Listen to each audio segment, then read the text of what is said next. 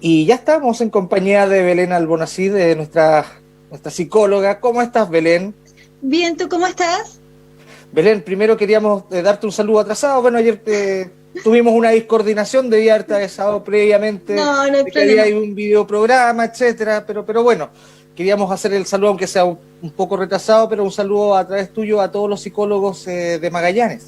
Sí, en nuestro día, ayer el día de los que escogimos esta profesión que, bueno, llevo hartos años ejerciéndola, ya 11 y 11 cada años. día y 11 pareciera que es menos, pero sí, ha pasado muy rápido. Yo de repente cuando me detengo a pensar que son 11 es como wow. Pero sí, cada día me gusta más y cada día encuentro que es la profesión exacta que pude escoger. Así que un saludo para todos mis colegas también. Seguramente también están pasando una situación bastante compleja. Bueno, como todo el mundo ya lo hemos hablado latamente durante todos estos Sí. meses, con todos los invitados, esta situación de pandemia.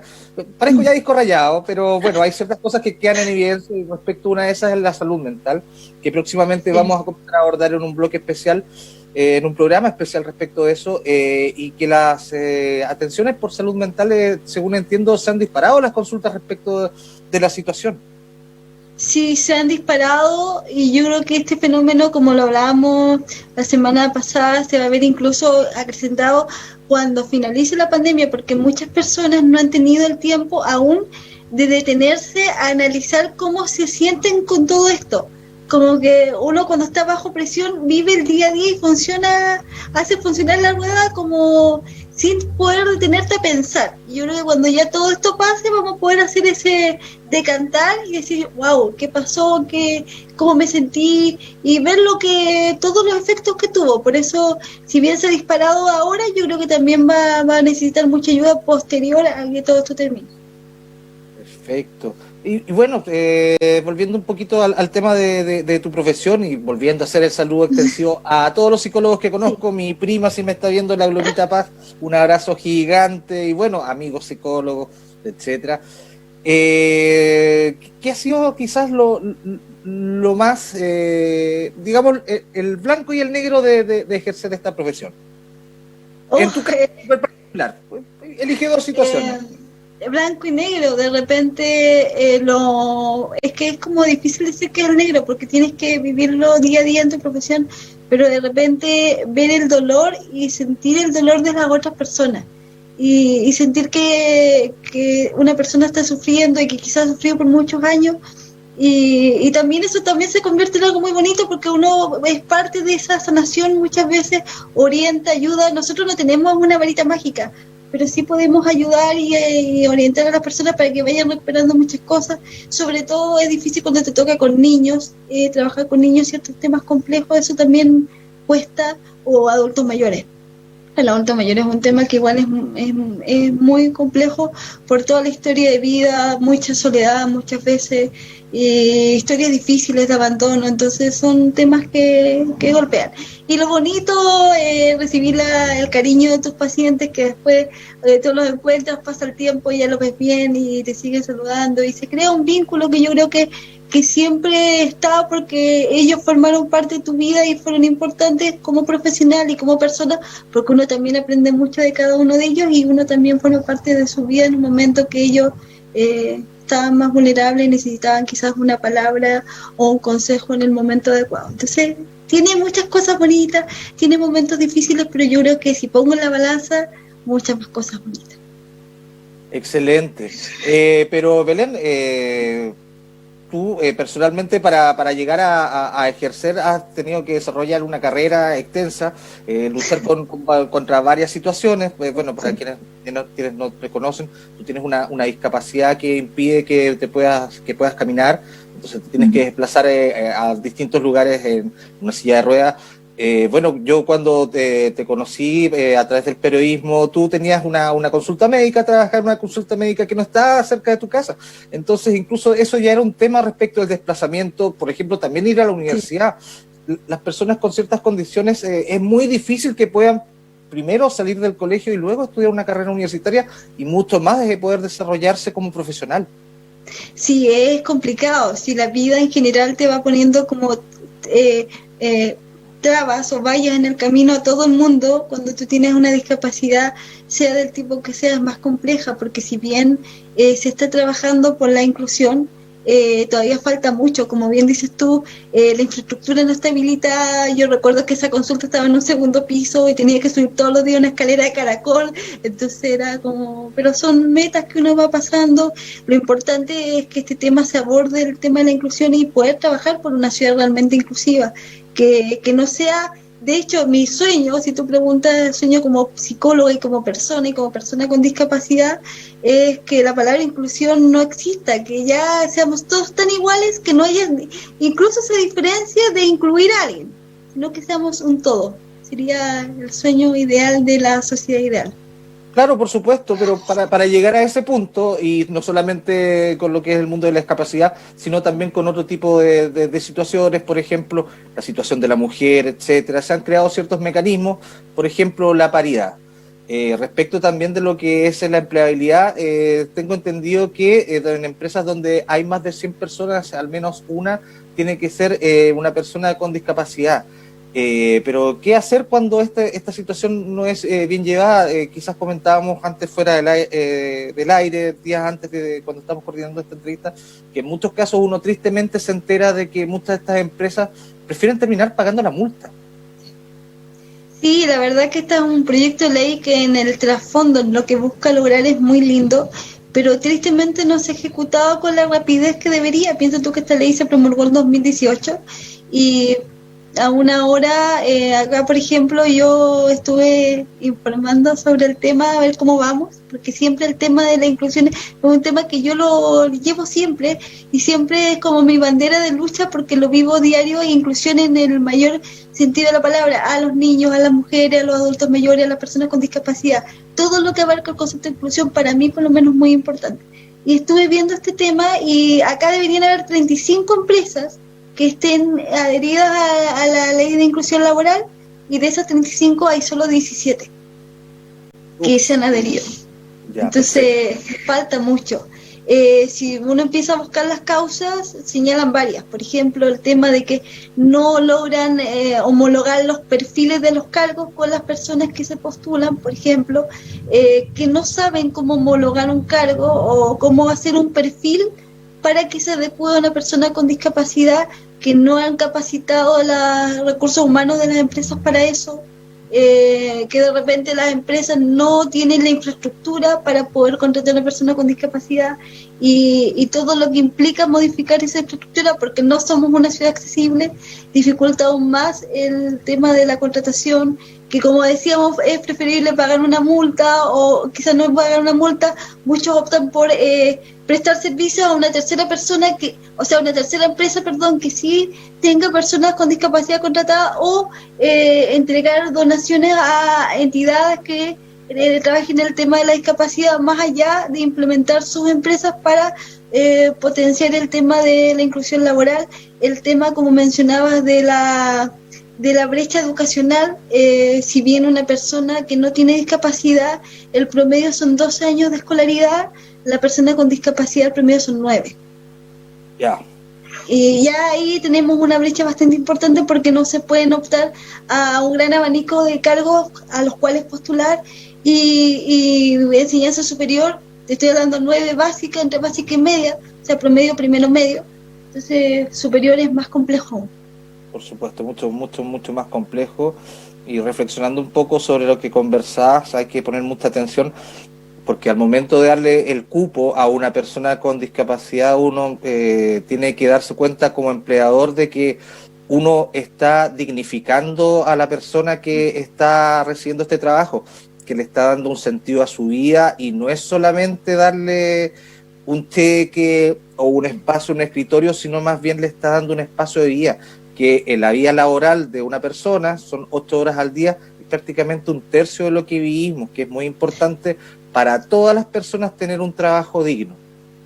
Le está dando dignidad, le está ayudando a su autoestima, a realizarse como ser humano, como persona, a socializar con los compañeros. También está demostrado, y no quiero que suene de cerca la referencia, pero está demostrado por estudios, por ejemplo, en la SOFOFA, o mismo Senadis, que incorporar a personas con discapacidad a las filas laborales ayuda a mejorar el clima laboral, porque obviamente hay un tema de empatía, de interacción y mayor vínculo entre los compañeros. Entonces también yo creo que se nutre tanto la persona con discapacidad que forma parte de una planta laboral, como los compañeros y el entorno en general. Entonces crece todo, es beneficio para todos. Por supuesto, así las personas pueden visibilizar las distintas situaciones que viven las personas, y tú bien hablabas del concepto de inclusión, que no se tiene que limitar solamente a este tema, sino también al tema de los extranjeros, al tema de las minorías sexuales, y convivir dentro del ambiente laboral con todas las personas que tengan las capacidades y la idoneidad para desarrollar un cargo, que tengan distintas realidades, que tengan distintas situaciones, no solamente la discapacidad, sino también otras situaciones por las cuales pueden ser discriminadas, estén incluidas para hacer, digamos, un universo más rico dentro de nuestra fuente laboral. Sí, no, y como dices tú, no solamente las personas con discapacidad, yo creo que en estos últimos años, yo diría que en estos 2 últimos años, más que nada, se ha visto que se ha puesto estos temas sobre la mesa. Lo importante es que más allá que queden como en el papel, se lleven a la práctica, que las personas que vienen inmigrantes, que vienen a buscar una oportunidad en nuestro país, y que no es fácil salir del país que uno vive, incluso no es fácil salir de la ciudad, imagínate, de un país de costumbre, uno los pueda acoger, porque igual es todo un tema de cambio de cultura, los niños, la adaptación, el tema de las mujeres, de las minorías sexuales, como dices tú, es todo un tema que yo creo que se han hecho grandes avances, pero falta mucho todavía. Es un tema que tenemos que aportar todos como sociedad.